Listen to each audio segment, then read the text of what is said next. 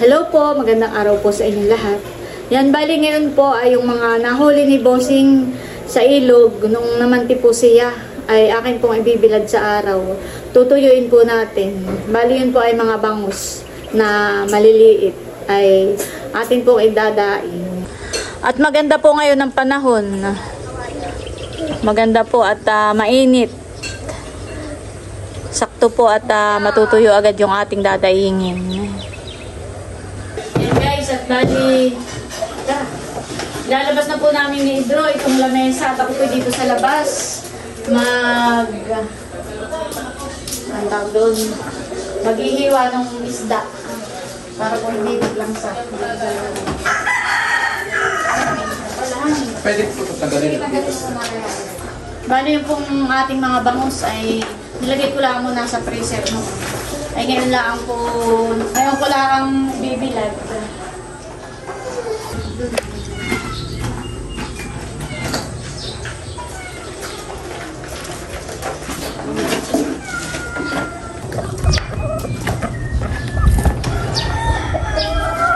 Libro nga po pala ay nabil dito. Ayan po at bali ito yung mga isda na nahuli po ni Bossing sa pamamanti sa ilog. Ito po ay nahiwa na natin. Saka yan po ay nahugasan ko na. Pwede na pong ibabad. Ayan, katulong po natin si Nini. Siyang maghihiwa po ng mga ricado. Maglalagay po tayo ng asin, ng suka. Ito po ay kabeshi sukang sasa.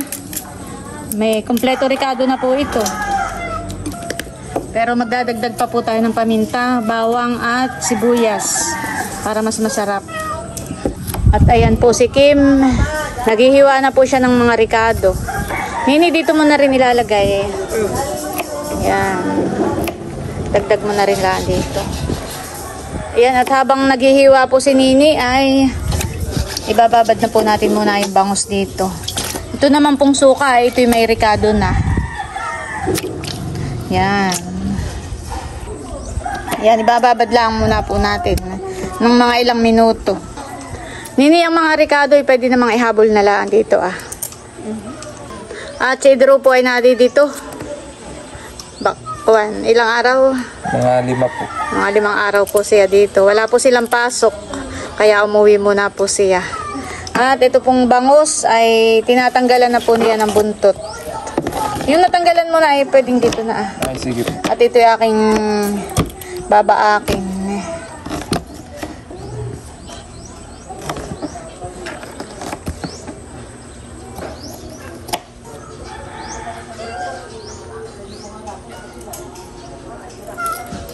Ito pong mga isdang bangus ay akin na pong babaakin para matanggalan na po ng hasang at saka po ng mga bituka. Tapos uhugasan po natin at isasama po natin mamaya doon sa ibababad.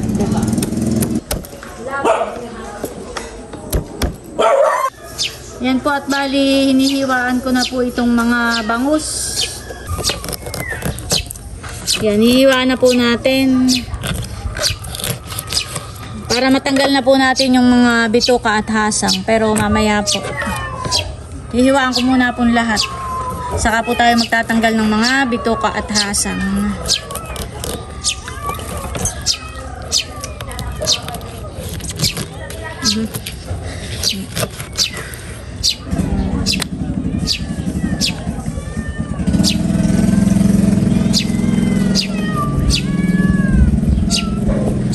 Ito po hindi ko na tinanggalan ng kaliskis.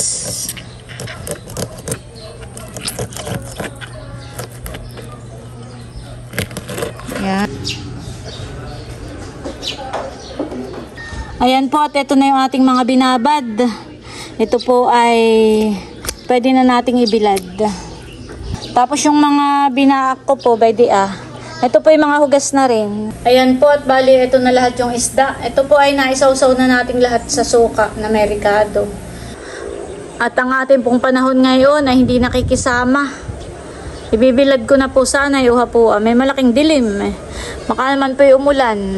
Kaya mamaya ko lang po ibibilad. Hayaan ko lang muna pong mababad ng kaunti pa sa mga ricado. A few minutes later. Ayan po, maigi naman po at uminit na ulit. At ito pong ating mga bangus ay akin pong ibibilad na para natutuyo na po. Lalatag na po natin.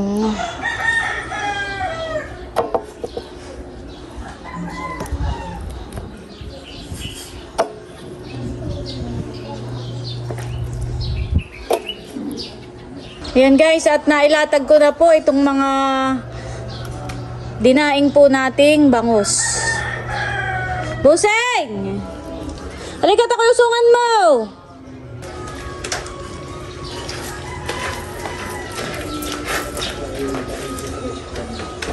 Ayan po, at nakabilad na yung ating mga bangus. Yung ating dinaing na bangus.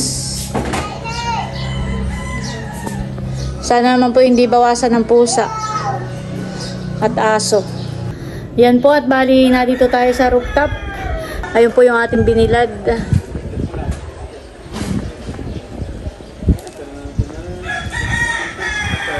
Dito po sa amin ay halos ay nakapag-ani na po lahat. Na-harvest na po lahat po ng mga palay. Ginhawa ditong tumambay.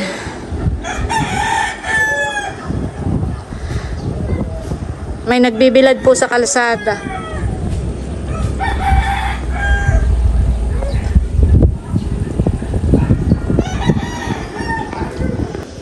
Ako muna po yung magsasampay ng mga dami. Maganda po dito pagsasampay at talaga namang tuyo agad. Mahangin po.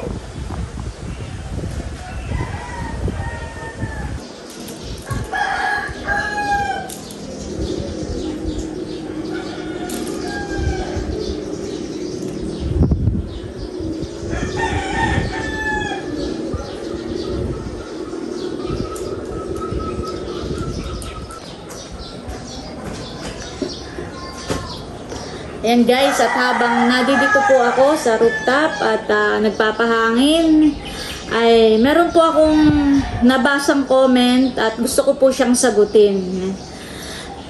Sabi po niya ay, wag lang hadlang si Nelia, nagmamahalan ang dalawa. Pero si Nelia ayaw pakasal, gawa ng si Nelia ay gahaman sa pera. Baka pati sweldo ni Bal sa YouTube, kuhain din niya. Nagtataka ako bakit kay Nelia ni Milot upload yung video niya. Wag, pwede naman kay Bal na lang siya maki-upload. Si Nelia talaga may problema. Yan, gusto ko lang pong linawin, Ma'am Eden, kung bakit sa akin nag-upload si Milot. Si Milot po ay sa akin nag-upload dahil practical po siya. Practical po kami. Gawa ng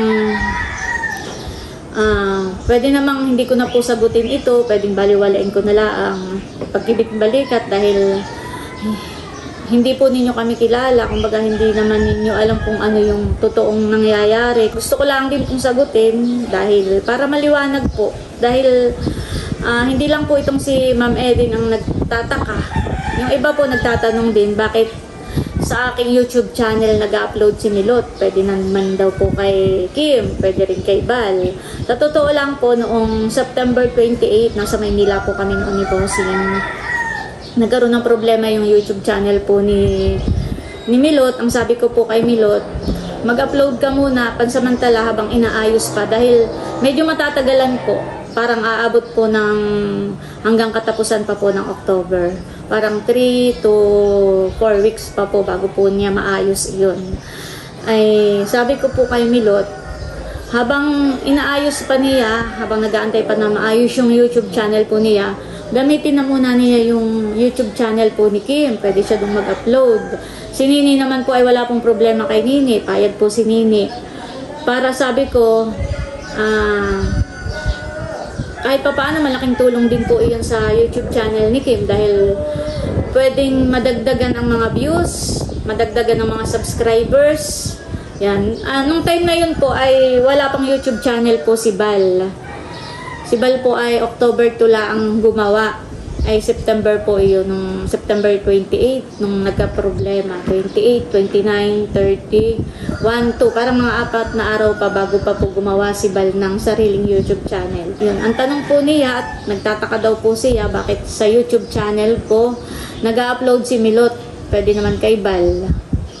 Dahil daw nga sa gahaman daw po ako, kaya sa akin nag-upload si Milot. Ang totoo po na yan ay si Milot po ay practical laang. Practical po kami, kaya po sa akin nag-upload si Milot.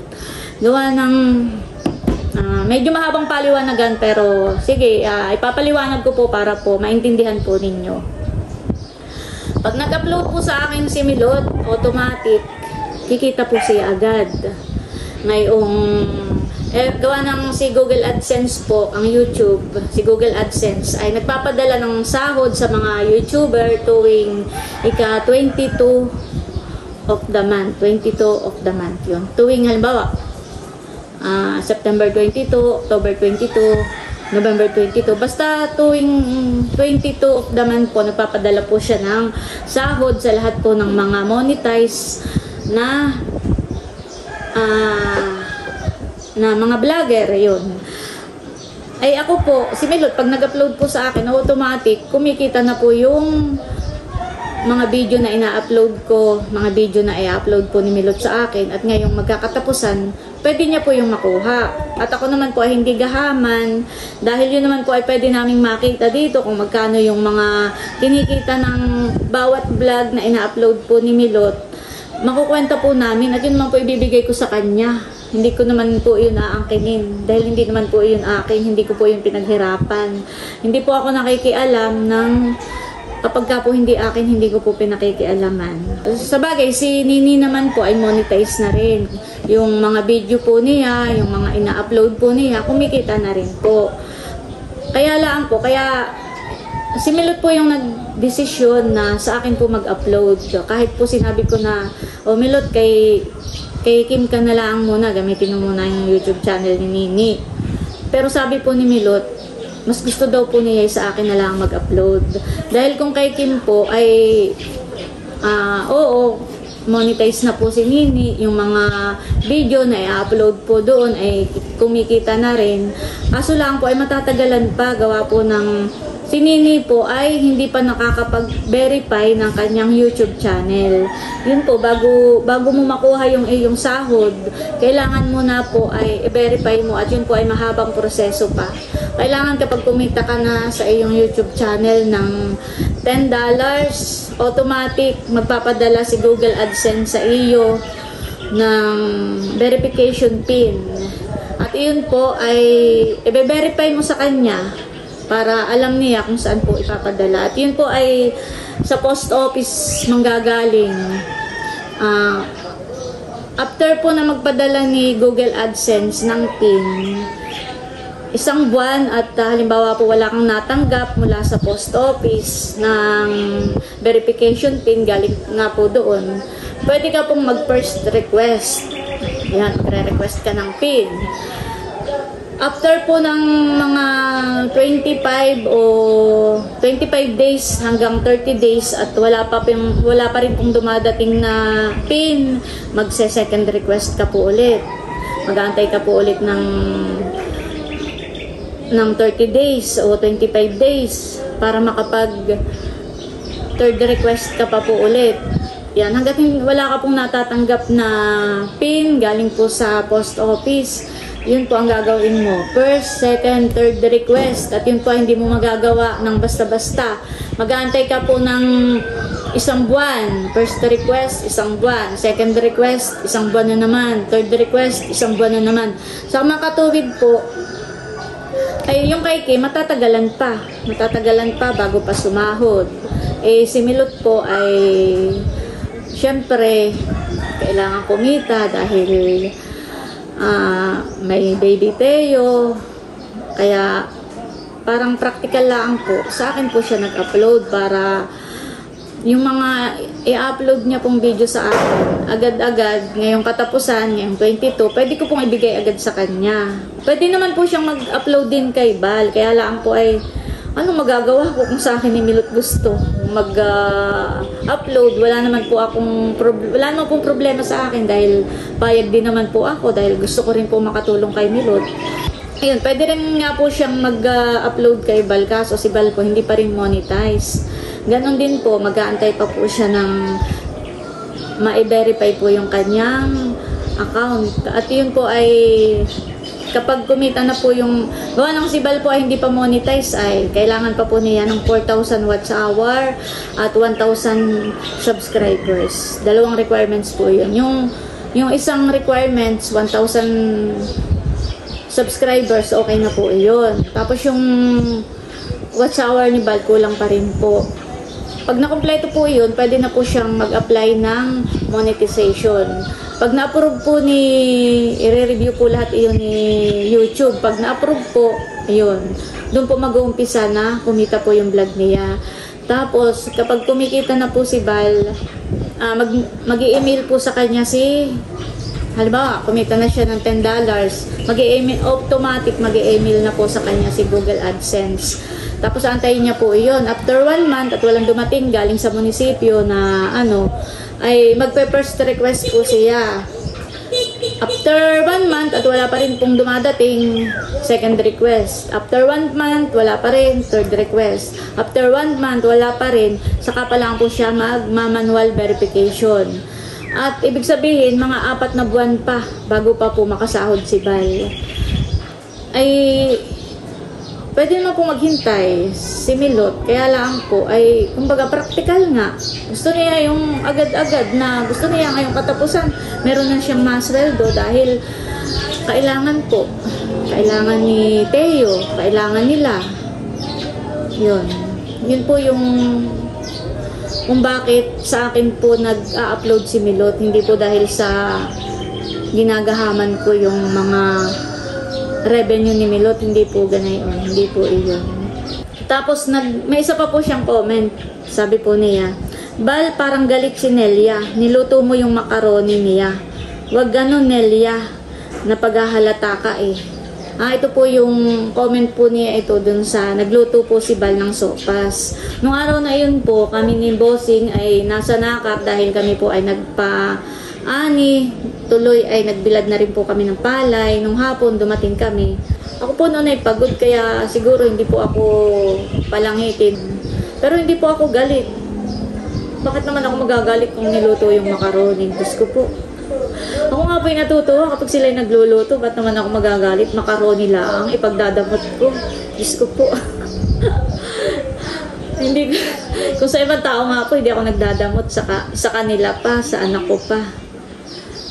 Tsaka isa pa, yung naman pong niluto ay kami rin naman po ang kumain. Bakit naman po ako magagalit? Napaghahalata daw ako. Diyos ko po, kung ngayon ay pagdadamot ko, itatago ko po iyon. Hindi ko po i-display sa kusina. Tsaka kami po, kahit kailan, hindi po ako nagdamot kay Bal. Pag may pagkain diyan, kahit sa mga anak ko, pag may pagkain, kumain kayo. Hindi ko po yan pinagdadamot. At saka ito pa, meron din pong nag-comment na si Bal daw po ay ginagawa naming utusan. So si Bal po ay hindi po namin ginagawang utusan. Oo, napapakasuyuan po namin minsan. Pero hindi po namin yun inuutos-utusan. Hindi po namin inaalila dito sa bahay. Tsaka malaki na po si Bal, naisip na po siya. Kung nahihirapan po siya dito, kung ayaw po niya ng ugali namin, malaya po siyang umalis. Hindi po namin siya dito ginagawang utos-utusan. Hindi po namin siya dito inaalila. Tutulungan po kami dito sa gawaing bahay. Pero hindi po namin siya inaalila. Tsaka nasa kanya po iyon kung pakiramdam niya ay inaapi namin siya dito, inaalila, inutos-utusan. Nasa kanya po yun. Malayang-malaya po siyang umalis dito kung gugustuhin po niya. So, yun po. Alam ko naman po na sa kabila ng marami tayong mga supporters, maraming nagmamahal sa atin, alam ko po na hindi lahat ng tao ay natiplis po natin. Kung may mga tao na nagmamahal sa atin, meron din pong mga tao na hindi masaya sa mga achievement po natin. Yan. So, pasensya na po kayo at ako po kumbaga sinagot ko lang din po itong at saka yun daw pong sweldo ni Bal. Baka daw po kuhain ko rin. Ako po hindi nakikialam ng sweldo po nila. Hindi ko po ugaling makialam ng pera ng may pera. Ako po yung nag-advise lang kay Milot sa aking mga anak. Nag-advise ako kapag may pera sila, o ilagay ninyo sa mabuti, invest ninyo, huwag ninyong gastusin sa walang kapararakang bagay. Hindi po ako gahaman. Kung gahaman po ako, di dapat nasa akin lahat ng pera. Kung gahaman po ako, nasa akin lahat ng sahod ko. Pero hindi po. Yung sahod ko po sa YouTube channel ko, dumadaan lang po sa aking account. Pero yun po ay itinatransfer ko po sa mga anak ko. Kay Idro, kay Kim. Sa kanila ko po inalalaan. Sa kanila ko po inalalaan para po sa kanilang pag-aaral. Yung akin pong bank account, wala pong laman. Yung remaining balance lang po ang nadoon. Kapag sumasahod po ako, yun po ay tinatransfer ko na rin po kaagad sa aking mga anak. Nagtitira lang po ako ng panggastos namin sa bahay, panggastos ko sa pagbablog, yun. Pero wala po akong pera. Ang pera ko po ay binibigay ko sa aking mga anak para po sa kanilang pag-aaral. At yun po ay nasa bangko rin po. So, ayun, hindi naman po ako galit. Kumbaga, pag nakakabasa ako ng mga ganitong hate comments, hindi naman po ako galit. Dahil, sabi ko nga po, hindi naman nila ako kilala. Hindi naman nila alam kung ano yung totoong nangyayari. Kaya, itong mga hate comments nila patungkol sa akin, bahala na po kayo. Bahala na kayo mag-isip. Basta ako, mga anak ko, alam nila kung ano yung totoo na nangyayari po dito sa aming bahay. So, ang mahalaga, wala po kaming inaagrabyadong tao, wala kaming inaapakang ibang tao. Alam ko naman po na hindi lahat ng tao ay mapiplease po namin. Kaya, okay lang po. Hindi na po ako nasasaktan sa mga ganitong hate comments. Ako po ay, kumbaga pinaliwanag ko na lang din po dahil para alam po ninyo. Hindi naman po ako masyadong nagpapa-apekto dun sa mga nagko-comment sa akin dahil wala naman po silang alam sa buhay po namin. Ayan. At doon sa mga taong nagmamahal sa amin, sumusuporta sa amin, maraming salamat po sa inyo. Sabi ko nga po ay wala po kami dito kung hindi po dahil sa inyo. Dahil po sa inyo, kaya kumikita po kami sa aming YouTube channel. Dahil po yun sa panonood po ninyo. Kaya maraming salamat po. Yan guys, update po dito sa ating dinadaing ibinibilad. Akin muna pong bibilingin. O babaligtarin po natin para matuyo. Yan. Habang yung init po ay medyo lumuom, ay atin na po muna itong babaliktarin. Sarap po na itong pamprito.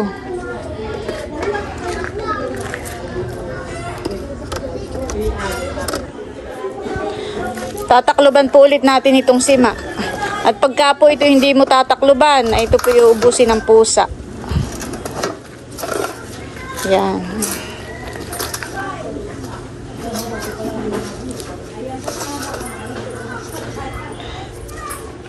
A few minutes later. Ayan po, at bali isinilong ko na yung pong mga ibinibilad natin at tinuto yung isda. Gawa po ng uha. Napakadilim po ng kalangitan, baka po mamaya biglang pang umulan. Yun naman po hindi na masisira dahil inilagay ko po ulit sa rep para po hindi mabulok. Pag uminit po ay ibibilad ko po ulit. Kahit paano naman po ay natuyo na rin po.